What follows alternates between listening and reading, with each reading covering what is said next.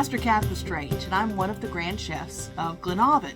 Since 1998, I have made 15 SCA feasts, including a Grand Chef feast in 2005 that had dozens of dishes, including a version of the dish that we're going to be talking about today. While there were open-faced pies, pastries that food was eaten out of in both Egyptian and Greek cultures, the first recorded pie recipes that we ever see come from Apicius, the very first cookbook, which of course comes from Roman times. Back then, the crust was a paste of flour and water that was formed together to create a sort of clay. You would encapsulate your food in this flour and paste blend, and you would put it directly into the oven and it would cook. You pull it out, you break the crust apart, and you would eat it. Now, over time, the crust developed and it changed ingredients. It's always had flour. What we use to bind it changed is forms of animal fat, particularly lard from pigs, tallow from beef, and schmaltz from chicken. You take your flour and you work it together with your fat, and then you add your water so you get it the correct consistency. And then whether or not you choose to add salt or any flavoring is up to you. In the form of curry, which is a collection of old English cookbooks, there's something called Crispies, and this is the closest we have to a period pie crust recipe. And instead of using a fat, it uses egg yolk. So you take the egg yolk and you beat it into the flour, and the egg yolk acts as that binder. Well, over time, we went from pies that the pie was the vessel to the pie became part of the eating experience. First, with the upper crust being able to be eaten because it had flavor to it that made you want to eat it. And then we had the bottom crust when we started treating the pie like an entire dish, crust and all, and actually cooked it in a vessel so you didn't have the bottom crust on the bottom of the stove. The dish that I'm going to be making today, I've actually had in several of my feasts, including, I think maybe 4 or 5 different feasts that I've done. Anytime I've done a French course, whether it was in a French-Italian feast or a French-English feast or my Grand Chef, I've made this, and I've made it for so many lunches because it's so popular. In fact, whenever somebody asks me to contribute to an SCA potluck, this is the dish I usually bring. It's from a book called Le Ménagères de Paris, or Good Men of Paris. Now, this was an interesting book. It's from the 14th century, and the writer of this book was a husband who lost his first wife. He has a second wife he marries, and she's very young, she's very inexperienced. And so he creates this entire book which tells her how to perform the things around the house the way that he likes. So anything from housework to animal husbandry, and of course, all of his favorite recipes are in this book. I have taken this particular recipe time after time after time and made it up. And the best part of it is, while the overall construct is the same, it can be made in a traditional pie crust in a pie plate. It can be made as foldovers. It can be made as minis. It can be made with any mushrooms that you like. And it can be made with any form of cheese. Basically, you're making a mushroom cheese pie. And again, still one of my most requested favorites. So let's see how to make this marvelous pie. The original recipe: champignons d'une nuit sont les meilleurs et sont petits et vermeillés dedans, clos dessous, et les conviés payés puis lavés en eau chaude. Et pour bouillir, qui envoûte montre en passé, si y mettez de l'huile, du fromage, et de la poudre. And now that I've thoroughly pulverized the French, let's go to the English translation. Mushrooms of one night be the best, and they be little and red within and closed at the top. And they must be peeled and then washed in hot water and parboiled, and if you wish to put them in a pasty, add oil, cheese, and spice powder. Here is what you will need to make a single mushroom pie. A pound of fresh mushrooms. Normally I use a combination of king oyster mushrooms that I've reconstituted from the local Asian food store and white or button mushrooms, but today baby bellas were on sale, so I chose them. A whole onion. It does not matter if it is white, red, or yellow. Fresh garlic. It is not a required ingredient, but a suggestion. Fresh basil, if you've got it, or dry if you don't. Dried or fresh parsley. Dried or fresh oregano. You may also use thyme, sage, or rosemary. Pepper. Pepper is something that works very well with this dish. I'm including salt here because you may feel that you need to add salt to the flavor. Additionally, I use whatever cheeses I have on hand. I have a fresh, low-fat mozzarella, a freshly grated sharp cheddar cheese, and a Parmigiano Romano grated cheese. You may choose any cheese that you please with this. I've used everything from Brie to Munster to once Mimolette, although Mimolette didn't work so well.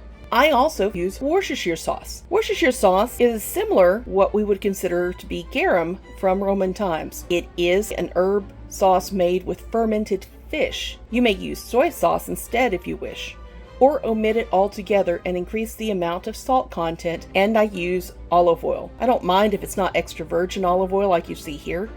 This is just what I happen to have on hand. Of course, being a pie, you need dough. So I have one prepared savory pie crust. This particular crust was made utilizing vegetable shortening. In period, this probably would have been made with any number of ingredients, perhaps using an egg yolk as a binder or an animal fat. I include here an egg. I am going to apply an egg wash purely for the beauty of the pie.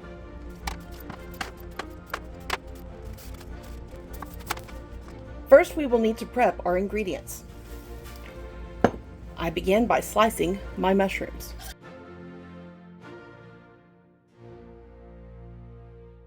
I suggest slicing your mushrooms into equal size slices.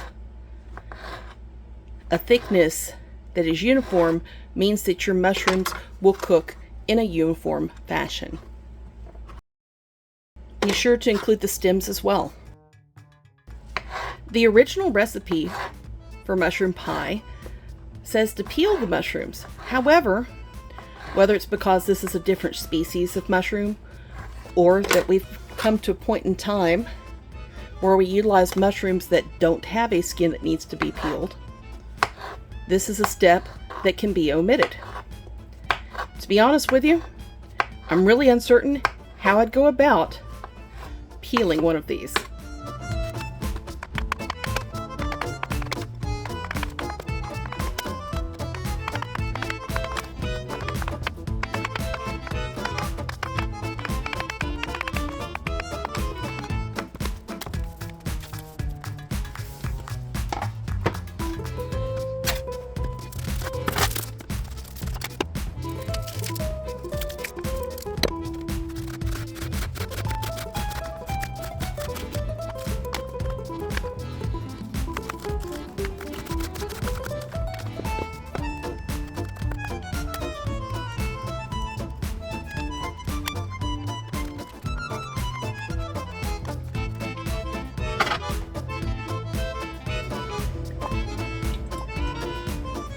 First, let's coat the pan with olive oil.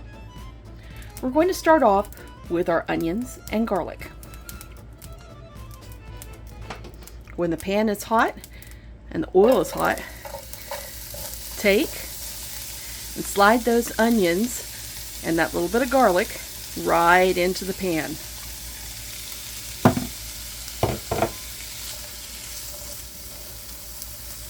Be sure to spread it around and coat the onion with the olive oil to help it cook uniformly. The goal here is to cook the onions until they are somewhat translucent. You may find that you need to break up a few places where the onion layers are still sticking together.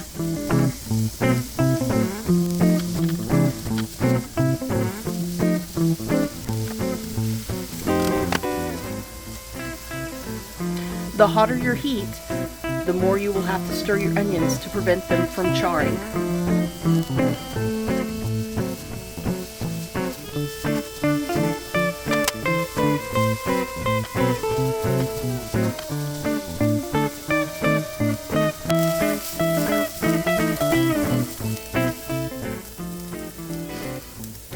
Smell that? That's the onions caramelizing. It's a beautiful scent. I'm going to add just a little bit of salt at this point.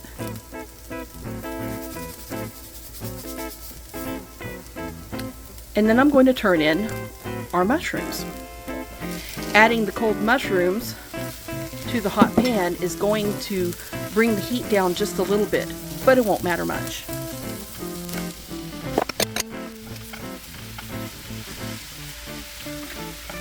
Try to pull the onions over the top of the mushrooms as best as you can. This will keep the onions from burning as the mushrooms start to come to heat.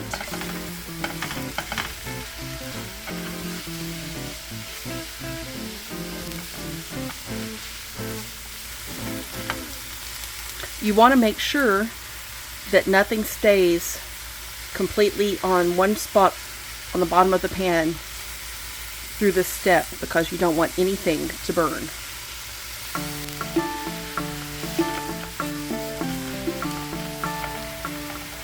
As the mushrooms cook, you want to start adding a little flavor. I've come to find that I like the flavor of a little Worcestershire sauce in my mushrooms. I've probably added about a teaspoon to the pan. Notice that it has stopped sizzling quite so much because the Worcestershire sauce is at room temperature and the pan was hot. I'm making sure that the Worcestershire sauce coats all of the mushrooms in the pan. Be sure not to add too much of Worcestershire sauce or any liquid, because the mushrooms will be shedding a lot of the liquid as they cook, and you don't want this to turn into a swamp. They will reabsorb some of this during the cooking process. Let's add in a little spice. We'll start off with ground peppercorns. I like the fresh ground peppercorns for this application, but use what you've got.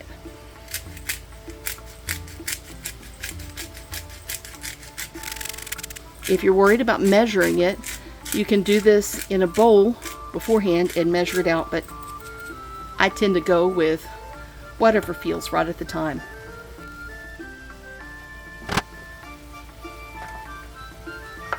Now for some parsley.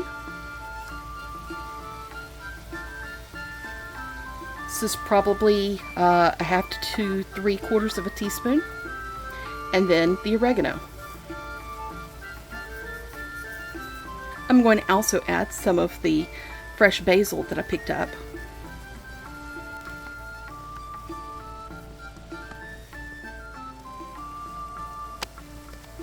When the mushrooms darken or they shrink, be sure to turn them over so that they are towards the top, and that larger pieces such as this one or this one make it to the bottom so that they can simmer and soak up some of that Worcestershire and herb blend. Be sure to keep the level of your mushrooms somewhat uniform as you cook them down so everything gets the appropriate amount of heat.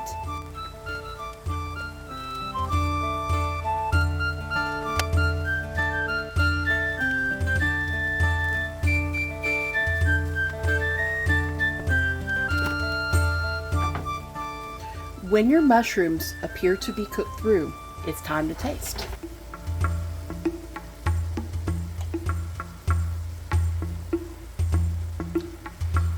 That has excellent flavor without being very salty. I do want more salt flavor, but I have other ways of putting it in there. I'm also noticing that I need a little bit more spice to it. So I'm going to start off by adding a bit more parsley, oregano, basil, and some cracks of peppercorns. I don't want to add salt to it because I have other saltier elements coming.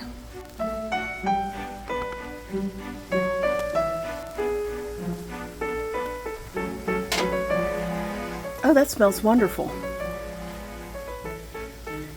It appears now we've come to a point where the mushrooms are almost completely done. What onion is in there looks very translucent, and you'll notice a lot of the moisture that was here before has been soaked up.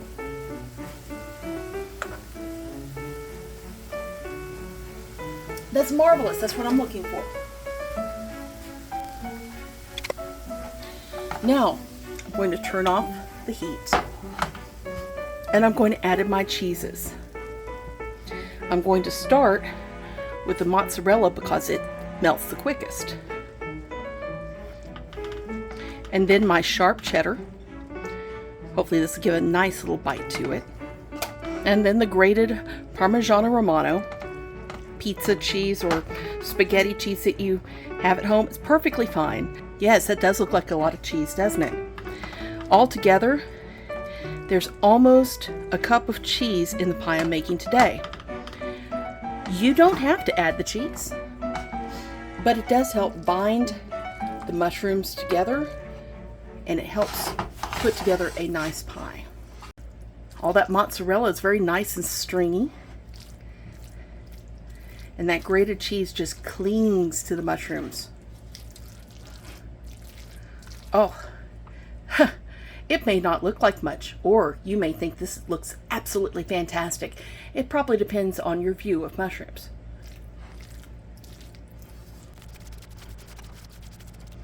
It's important to make sure that the heat is off before you start adding the cheese, or the cheese may and often will singe to the bottom of the pan. It looks like we've mixed these pretty thoroughly. Let's set this aside and go to our next step. And now the crust. In the form of curry, there's mention of Crispies, which are made combining egg with flour, and in that case, egg is the binder for the flour to make the pastry crust. There's not a whole lot of places that talk about how to actually make the crust for your pie, just to throw whatever you are making into a crust. I've used vegetable oil here today just because it's what I had readily available, but you can use lard, you can use beef tallow, you can use schmaltz, which is chicken fat. You can use butter. If you use butter, you're probably going to want to have it as cold as possible, which of course was not going to be an option in medieval times because, well, frankly, we didn't have refrigerators. We were going to dust our surface with flour. We were also going to dust our rolling pin with flour. This is to keep the dough from sticking to the pin. Now note, as I roll, I'm rolling in one direction, up and down. And sometimes it's a little hard to get started when I've refrigerated my dough in between. I've got some options here. I can simply make a fold over with this pie, or I can divide it and put a crust on top of it after I put the crust in the bottom and put the filling in. We're going to do the latter here. I'm going to go ahead and divide my dough up. Make sure we have good flouring on the board.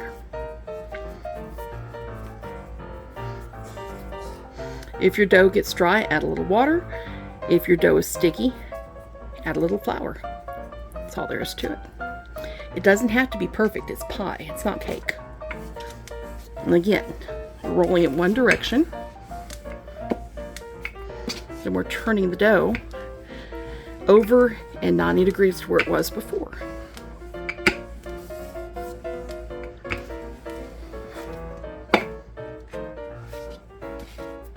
If you find that you need to flour the board a little bit more, go right ahead.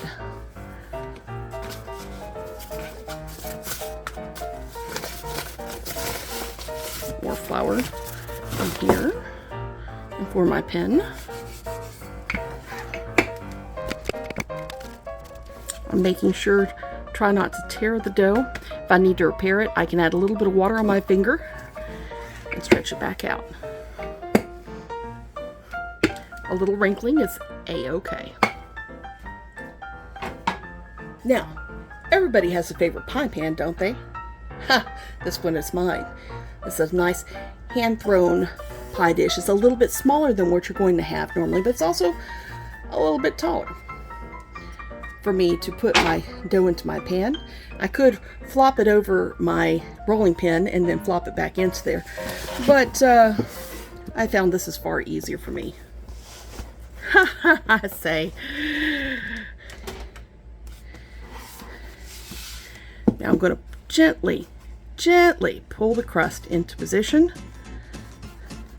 and tap it down.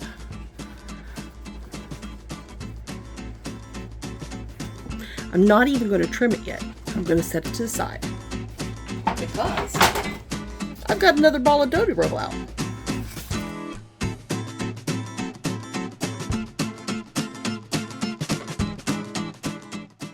Let's go back to our pie crust and make sure it's tucked in just right. Now it's time to add in all these mushrooms into my pie plate. You'll notice that the liquid is completely absorbed by the mushrooms and onions, and the cheese has all bound it together.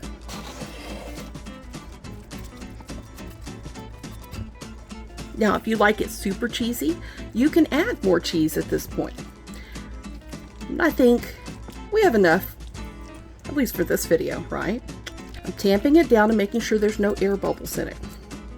And I'm crimping off the extra bit of crust that is more than an inch away from the border of the pan. I'm coming over here to my other crust, and I'm just going to slip it right across the top, making sure that I've completely covered it. You notice there's a couple of holes here. I'm not going to fret on that because it's got to vent somehow. Now, if you have a fluted edge on your pie pan like I've got on mine, you can take those fluted edges and just kind of press and find where they're at and go around the border of the pie. Once again, I'm going to remove the excess pie crust that's more than an inch from the edge of the pie plate. And as a last step, I'm going to take my crimped edge and I'm going to roll that bit of crust just past the edge, just up underneath, making sure to grab both of the layers of pie crust and tuck it down. Just tuck it under. You see how I've got it pulled up from the underside here? I'm rolling it and I'm tucking that in. You could wet the edge of the first pie crust that's down and then make sure to press in there, but I didn't do that because I didn't think about it this time. This is crimped together. I'm making sure any place where I missed, I've got that pie crust sealing it in. Now I'm just pressing into the crimp just to make it look pretty. This looks really nice right now, right? We're going to make it look even prettier. Going to crack the egg into the bowl. I'm going to beat the egg with a fork. And now I'm going to use this egg wash to coat the top of my mushroom pie. This is not a necessary step. You can put the pie into the oven pretty much as soon as you seal that crust, but I like this because it gives a nice golden glow to the whole affair. If I was doing a sweet pie, I might also take and sprinkle with some large grain sugar of some sort, but that's not the case here. Making sure that it's pretty even because you don't want pools of eggy stuff there, especially the whites. Now, before the pie goes in the oven, we're going to go ahead and cut a few slits here. We can let the steam escape. You'll find this is a pretty important step because with a sealed crust, any air that's in there will just cause it to bubble up and it'll separate from the pie itself. It's time for us to go into the oven. Set your oven to a safe temperature. I usually use 350 because 350 is generally how hot we want to keep it. Again, medieval times, it wouldn't have been that accurate. I have the pan in there to keep anything that comes out of the pie tin from dropping onto the bottom of my stove. It's just a precaution for me so that everything is clean. And now, time for our pie to go into the oven and begin the cooking process.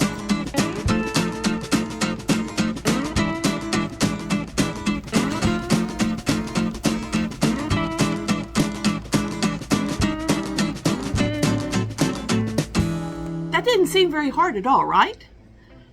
In the end, after you allow this pie to cool, because if you handle it molten like most pies, whenever they come out of the oven, you cut right into it and the filling is just going to dribble out. But if you allow it to sit, you will get something that looks absolutely marvelous. The best part of this is, because it's a pie that doesn't have flesh in it, it's going to last a little while. You don't have to worry about immediately eating it. You can wait till the next day. You can actually freeze this. It'll be a little less crisp, but it is a good pie. And as you see, it stands up on its own. Boy, wouldn't I have been embarrassed if it had just fallen out. The ingredients that you need to have before you begin making your mushroom pie: 1 pound fresh mushrooms of choice, 1 whole onion, 2 cloves of garlic if you wish, salt, black pepper, a total of about a tablespoon of the spices of your choice, be they basil, parsley, sage, rosemary, thyme, or oregano, 1 cup cheese of your choice, 1/4 cup olive oil, 1 tablespoon Worcestershire sauce, again, if you want to include that, 1 prepared pie crust ready to be rolled out, and, if you'd like that golden sheen, 1 egg. You don't have to include the cheese, but it does make a magnificent binder which will keep your pie together. If you decide not to use cheese, you can use a cheese substitute of your choice, or just omit it altogether and increase the amount of mushrooms in the pie by about a cup. It's going to be more mushrooms than you think because you want enough to fill the full volume. So, you want to see what it's like inside?